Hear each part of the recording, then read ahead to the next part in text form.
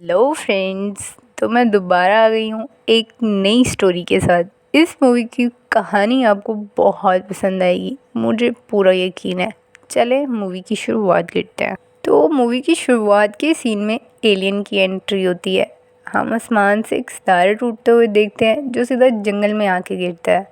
इसके बाद हमें एक टूटे हुए सिंग का हिरन दिखाया जाता है और वो एलियन आकर हिरन को दबोच लेता है।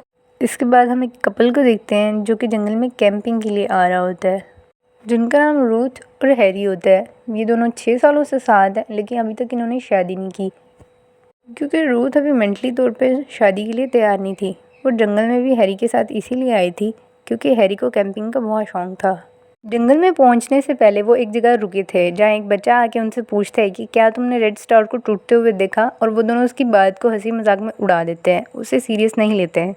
अब मज़े की बात यह है कि उस जगह का नाम है रेड स्टेट और इनकी गाड़ी का कलर भी रेड है। अब दोनों ने जंगल में चलना फिरना टहलना शुरू तो कर दिया। हैरी बहुत एक्साइटेड था, लेकिन रूथ को लग रहा था कि कोई उनका पीछा कर रहा है। इसके बाद रात हो जाती है और वो जंगल में ही टेंट लगाकर सो जाते हैं, लेकिन रूथ को नींद नहीं आ रही होती। उसे लग रहा होता है कि कोई गड़बड़ ज़रूर है, इसीलिए वो टेंट से बाहर आती है और सामने ही हिरन खड़ा हुआ देखती है। हैरान होती है। इतने में हैरी आके उसे डराता है और जब वो पलट के देखती है तो हिरन वहाँ नहीं होता। तो हैरी उसे समझाता है कि वो इस ट्रिप को एंजॉय करे, ऐसे ही अपने वहम के पीछे लगकर अपना टाइम ज़ाया ना करे। इसके बाद अगली ही सुबह हैरी उसे जंगल में एक खूबसूरत जगह दिखाने ले जाता है। तभी उसे शादी के लिए प्रपोज करता है, लेकिन उसे पैनिक अटैक आने लग जाता है क्योंकि वो भी शादी करने के लिए तैयार नहीं थी। हैरी उसको संभालता है, उसको मेडिसिन खिलाता है और उसका ख्याल रखता है। हैरी की अटेंशन अच्छी थी, लेकिन फिर भी उसके साथ बुरा हुआ। अब वो जंगल में साथ तो थे, लेकिन एक दूसरे से बात नहीं कर रहे थे, जिसकी वजह से उनकी लड़ाई होने लगती है।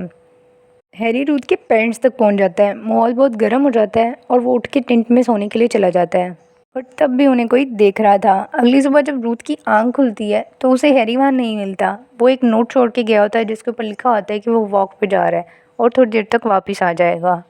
मौका देखते ही वो अपने डॉक्टर से बात करने जा रही होती है, लेकिन उसे वहाँ सिग्नल नहीं मिलता। सिग्नल ढूंढते ढूंढते वो काफ़ी दूर चली जाती है। जंगल में काफ़ी आगे जाने पर उसे सिग्नल तो मिल जाता है, लेकिन फिर उसका मूड स्विंग हो जाता है और वो कॉल नहीं गिरती। तभी जंगल में उसकी नज़र मरे हुए हिरन पर पड़ती है जो किसी ब्लैक चीज़ से कवर्ड था और उसका सर फटा हुआ था। हिरन बहुत भयानक हालत में मरा हुआ था, जिसे देखकर खौफ आ रहा था। रूथ बहुत डर जाती है। तभी हैरी वहाँ आ जाता है और वो हैरी से कहती है ये वही हिरन है जो उसने रात में देखा था। लेकिन हैरी उसे कहता है जंगल में इतने हिरन हैं कि तुम सोच भी नहीं सकती। वो दोनों वापस आ जाते हैं, लेकिन हैरी पता लगवाता है कि किसी बीमारी की वजह से वो हिरन डर गई, लेकिन रूथ अभी भी बहुत परेशान होती है। अगली सुबह सुबह हैरी खाना बना रहा था, तभी रूथ की नज़र जंगल में एक गुफा पर पड़ती है और वो उसके अंदर चली जाती है। तभी वहाँ कोई आकर इस पर हमला करता है और इसकी चीख के साथ ही सीन शिफ्ट हो जाता है। इसके बाद रूथ को जंगल में एक जगह खड़ा हुआ दिखाया जाता है। तभी हैरी वहाँ आता है। वो उससे पूछता है कि तुम कहाँ गई थी, लेकिन वो उसे कोई जवाब नहीं देती। उसके फेस पर कोई एक्सप्रेशन नहीं होता। ऐसा लग रहा होता है जैसे एलियन ने उस पर कब्जा कर लिया हो। अगली रात जब दोनों टेंट में सो रहे होते हैं तो अचानक हैरी की आंख खुलती है। वो देखता है रूथ वहाँ नहीं होती। वो बहुत घबरा जाता है। टेंट से बाहर आकर रूथ को ढूंढने लगता है। तभी रूथ वहाँ अचानक आ जाती है, जिससे हैरी डर जाता है। रूथ के हाथ में हैरी का चाकू भी होता है।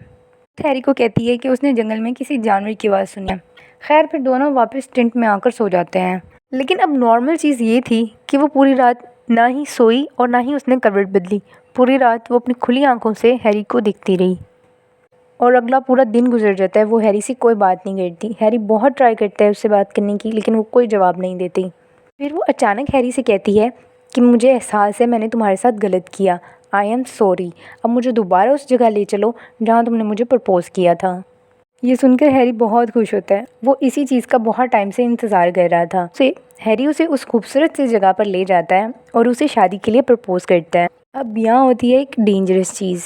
वो रिंग तो पहन लेती है, लेकिन रिंग पहनने के फ़ौरन बाद वो हैरी को खाई में धक्का दे देती है और इसी के साथ ही हैरी का काम तमाम हो जाता है। वो वहाँ से फ़ौरन भागती है। जंगल में काफ़ी दूर आने के बाद वो थक जाती है और वहीं ढेर हो जाती है।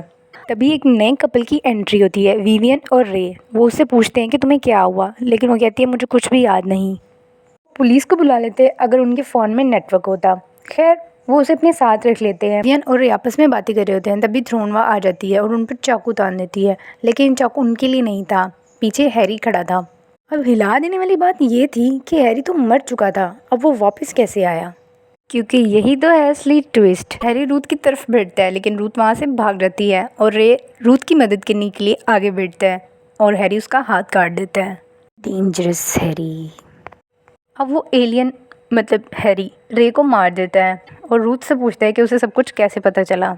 तो रूथ से बताती है जब वो गुफा में गई थी तो वहाँ उसने हैरी की लाश देखी थी, जिससे वो समझ गई थी कि हैरी अब नहीं रहा और ये कोई बहरूपिया है जो उसके साथ रह रहा है।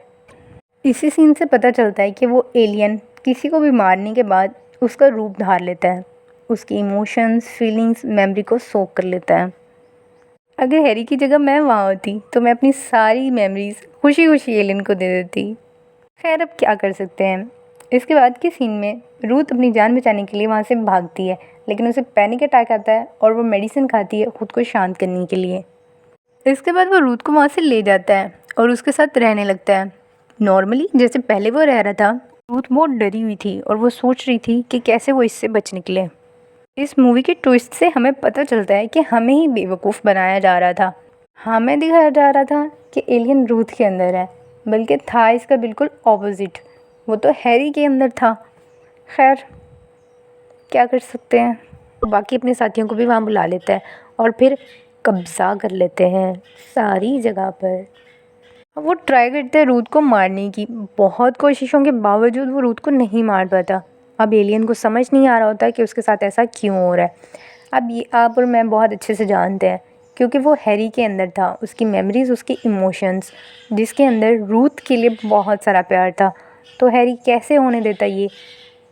लेकिन वो तो एक एलियन था, इसीलिए उसे समझ नहीं आ रही थी कि आखिर उसके साथ ऐसा क्यों हो रहा है। पहली बार उसका पाला किसी इंसान से पड़ा था, फर्स्ट एक्सपीरियंस। अब वो एलियन पूरी तरह लट्टू था रूथ पर और चाहता था कि वो उसे अपने साथ वापस ले जाए।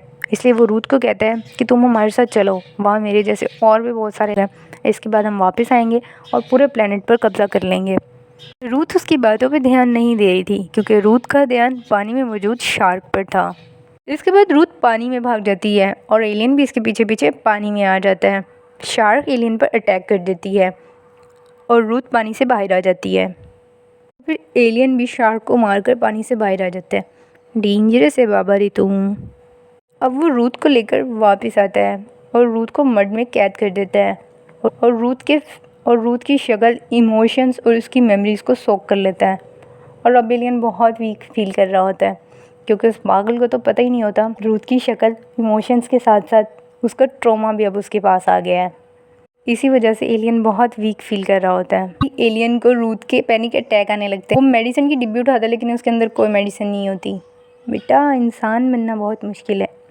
एलियन जी हमसे पूछो, हमसे। यार इसके बाद एलियन पैनिक अटैक को बर्दाश्त नहीं कर पाता और वो ज़मीन पर ढेर हो जाता है। तभी रूथ उसका सर कुचल देती है। रूथ एलियन की खूब बैंड हो जाती है। अच्छा खासा मार कुचल कर वो वहाँ से चली जाती है लेकिन वो बेचारी पलट के देखती नहीं है कि वो इंसान नहीं एलियन है। वो दोबारा से हील हो रहा था। ज़िद्दी हो, बहुत ज़िद्दी। रूथ गाड़ी लेकर जंगल से निकलने की कोशिश करती है। तभी रेडियो में एलियन की आवाज़ आती है और वो उससे कह रहा होता है कि वो इसका पीछा कभी नहीं छोड़ेगा। उसके बाद दिखाया जाता है कि बाकी एलियंस भी अर्थ पर लैंड कर जाते हैं। इसी के साथ ही मूवी एंड हो जाती है। मूवी की स्टोरी तो काफ़ी इंटरेस्टिंग थी, खासकर ये इमोशन सोकिंग वाला सीन, ये काफ़ी इंटरेस्टिंग था। चलिए फ्रेंड्स, अब बाय बाय करते हैं। मेरे चैनल को सब्सक्राइब करने से पहले थोड़ा सा सोचिएगा क्योंकि यहाँ इंटरेस्टिंग स्टोरीज़ अपलोड होती हैं जो कि आपको बहुत हैवी गूज़बम्प्स देंगी। चलें जी, इसी के साथ ही बाय बाय।